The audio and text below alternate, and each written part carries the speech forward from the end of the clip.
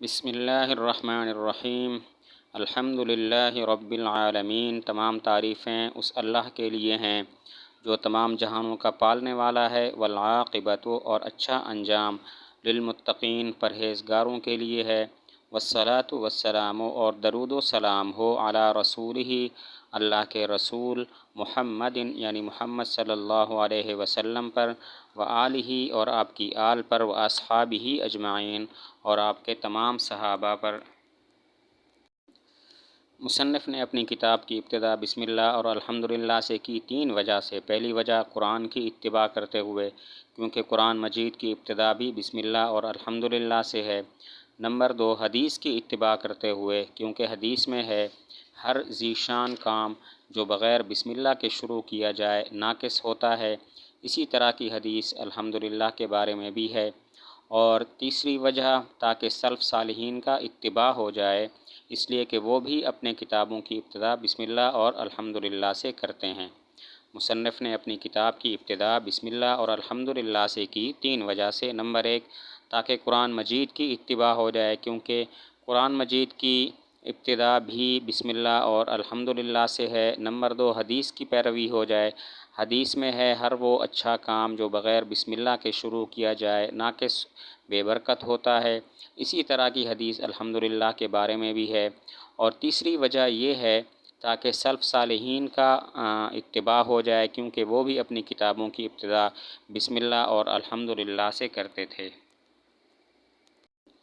حمد کا معنی ہوتا ہے کسی کی اختیاری خوبی پر زبان سے اس کی تعریف کرنا، اور مدح کہتے ہیں کسی کی غیر اختیاری خوبی پر زبان سے اس کی تعریف کرنا، اور شکر کہتے ہیں ایسا فعل جو منعم کی تعظیم پر دلالت کرے، خواہ زبان سے ہو، دل سے ہو یا اعضاء سے ہو۔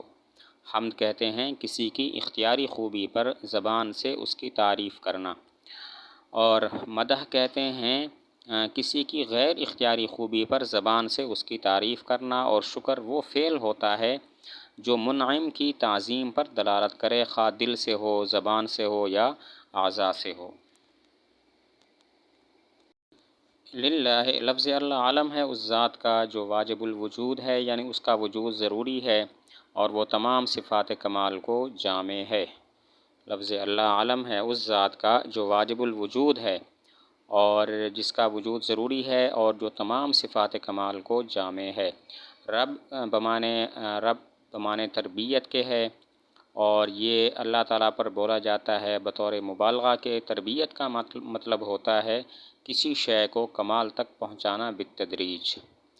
رب بمعنی تربیت کے، اور اس کا اللہ تعالیٰ پر اطلاق بطور مبالغہ کے ہوتا ہے، اور تربیت کہتے ہیں کسی شے کو کمال تک پہنچانا بالتدریج۔ عالمین جمع ہے عالم کی۔ عالم کہتے ہیں ما یعلم بہ الشیء، جس کے ذریعے کوئی شے جانی جائے۔ اللہ کے ماں سوا ہر چیز کو عالم کہتے ہیں، کیونکہ ہر چیز سے اللہ تعالیٰ کی معرفت حاصل ہوتی ہے۔ العالمین جمع ہے عالم کی۔ عالم کہتے ہیں ما یعلم بہ الشیء، جس سے کوئی شے جانی جائے۔ اللہ کے ماں سوا ہر چیز کو عالم کہتے ہیں، کیونکہ ہر چیز سے اللہ کی پہچان ہوتی ہے۔ والعاقبۃ، الف لام مضاف محذوف کے عوض میں ہے، اصل میں ہے خیر العاقبۃ للمتقین، معنی ہے اچھا انجام ہے پرہیزگاروں کے لیے۔ والصلاۃ والسلام، صلاۃ کا لغوی معنی ہوتا ہے دعا، اور نسبت کے مختلف ہونے سے اس کے معنی مختلف ہو جاتے ہیں۔ چنانچہ اللہ کی طرف نسبت ہو تو مراد رحمت، فرشتوں کی طرف نسبت ہو تو مراد استغفار، اور مومنین کی طرف نسبت ہو تو اس کا معنی ہوتا ہے طلب رحمت، اور چرند پرند کی طرف نسبت ہو تو مراد ہوتا ہے تسبیح و تحلیل۔ صلاۃ کا لغوی معنی دعا ہے، لیکن نسبت کے مختلف ہونے سے اس کے معنی مختلف ہو جاتے ہیں۔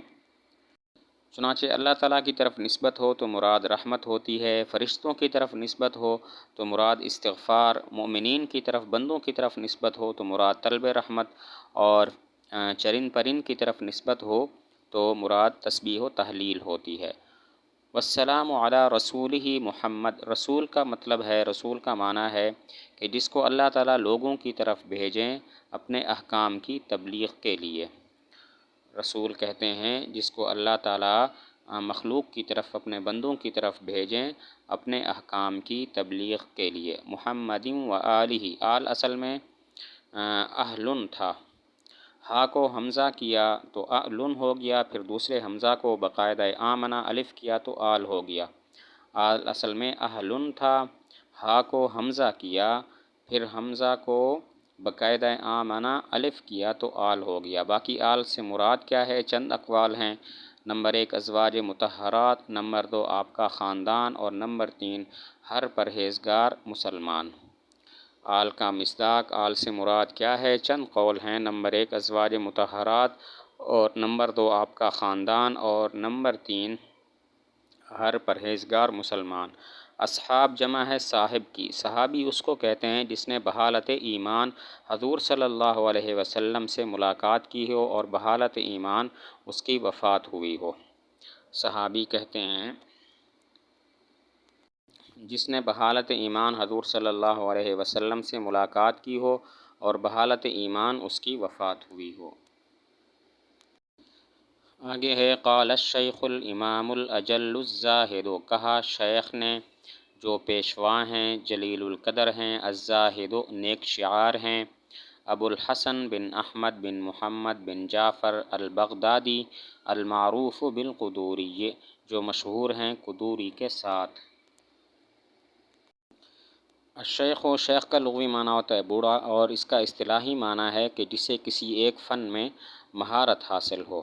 شیخ کا لغوی معنی بوڑھا، اور اصطلاحی معنی جسے کسی فن میں مہارت حاصل ہو۔ الامام اس کا معنی ہوتا ہے پیشوا، یعنی جس کی اقتداء کی جائے۔